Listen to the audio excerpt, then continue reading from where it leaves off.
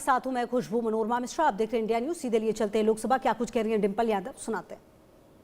सिमरन are रोशनी, सुशील ढांगे, सिद्धार्थ हेगड़े, अनु कीरथना, भाग्यश्री, अनिष्का पांडे, उमेश माली, रेनू मीना, रिया कुमारी थापा, शिवानी यादव, रीमा बेगम, मैथैली अशोक सोनावने।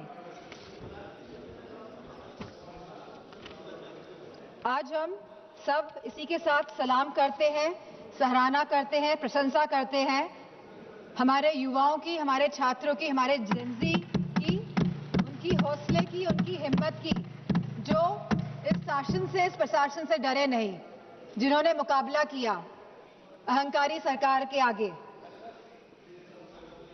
ये पूरा जंतर मंतर का जो आंदोलन है, ये पिछले 1 महीने से ज्यादा से चल रहा था और बहुत ही शांतिपूर्ण तरीके से चल रहा था। हर स्टेट से बच्चे आ रहे थे, जा रहे थे। 16 तारीख को इसमें अनशन भी करा गया। लगभग 37 स्टूडेंट्स अनशन पे बैठे और इसी के साथ सोनम वांगचुक जी भी इस अनशन पे बैठे। बहुत ही शांतिपूर्ण तरीके से पूरा आंदोलन चल रहा था। समाजवादी पार्टी को पूरा समर्थन था इस आंदोलन का।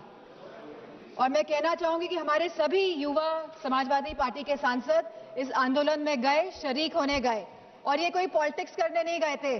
जितने भी हमारे युवा सांसद और जितने भी सांसद और एमएलए गए थे, क्योंकि हम साथ खड़े होना चाहते थे इस देश के युवा के लिए, उनके हक के लिए, उनके अधिकार के लिए।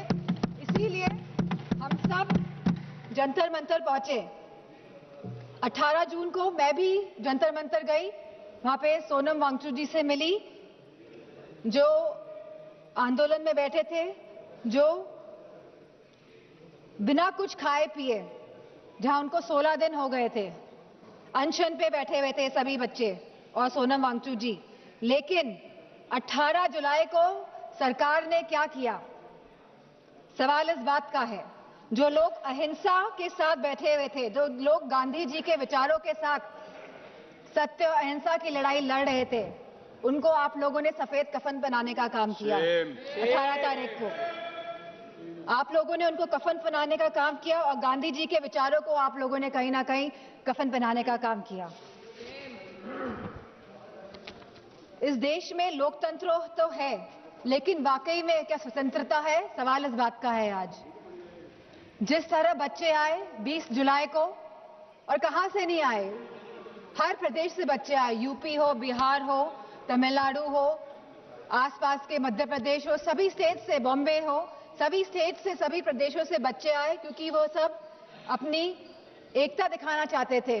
क्योंकि ये लगातार पेपर जो लीक हो रहे हैं, लगातार जिस तरह का दौर चल रहा है आज, और लगातार जिस तरह सरकार आंखें मूंद के बैठी हुई है और जो सुन नहीं रही है, वो अपनी बात रखने आए थे सरकार से, वो अपनी भावनाओं को सरकार के सामने रखने आए थे। वो चाहते थे कि जो एजुकेशन मिनिस्टर है उनका रेजिग्नेशन हो, और तो कोई बात नहीं थी।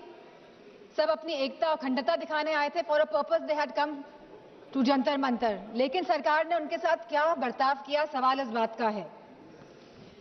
क्योंकि हम लोग भी उस आंदोलन में शामिल हुए। और क्यों शामिल हुए हम लोग? क्योंकि ये बच्चे आंदोलन में बैठे थे, क्योंकि हमारे देश के बच्चे आंदोलन में बैठे थे। हो सकता है हमारे बच्चे नहीं बैठे हो, हम किसी के भी, लेकिन बच्चे तो देश के थे, हमारे बच्चे थे। इसी भावना के साथ हम इस आंदोलन में गए कि हमको साथ देना है, नहीं तो हम अपना मुंह कैसे दिखाएंगे? हमारी अंतरात्मा क्या जवाब देगी? और ये आत्मा की जवाब जो हम दूसरों को नहीं देना चाहते थे, हम खुद को, हमको जवाब देना था।